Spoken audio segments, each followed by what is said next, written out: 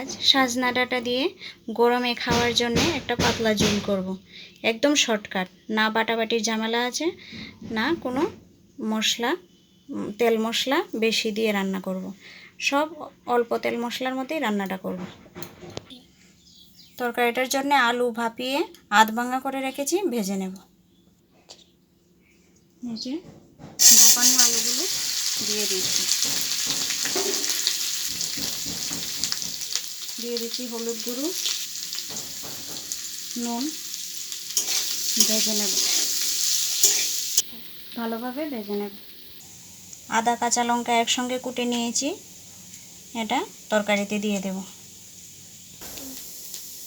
লাল করে ভেজে নিয়েছি, নামিয়ে নিচ্ছি। পুরনো একটা শুকনো লঙ্কা দিয়ে দিলাম, দিয়ে দিচ্ছি রাঁধুনি,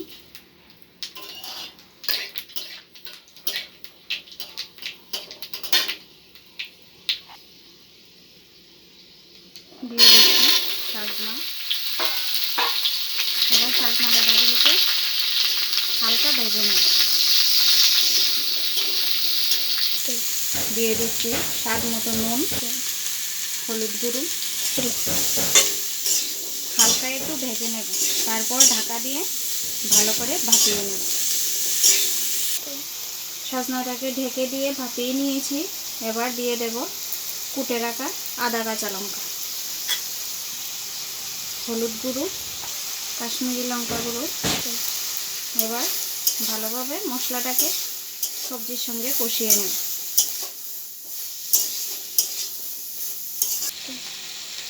জিরে গুঁড়ো, ধনে গুঁড়ো কষিয়ে নেব এবার ভালোভাবে। মশলাটা কষানো হয়ে গেছে, দিয়ে দিচ্ছি ভেজে রাখা আলু। এবার দিয়ে দেব কেটে রাখা টমেটো। সব একসাথে ভালোভাবে হালকা ভেজে নেব। কষানো হয়ে গেছে, দিয়ে দেব জল।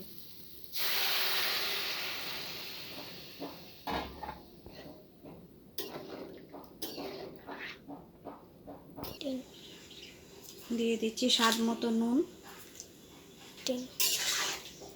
এবার কিছুক্ষণ সময় ফুটিয়ে নেব। সাজনা ডাঁটাগুলো সেদ্ধ হয়ে গেছে, আলুও তো আগে থেকে ভাপিয়ে নিয়েছি, টমেটোটা সেদ্ধ হবে।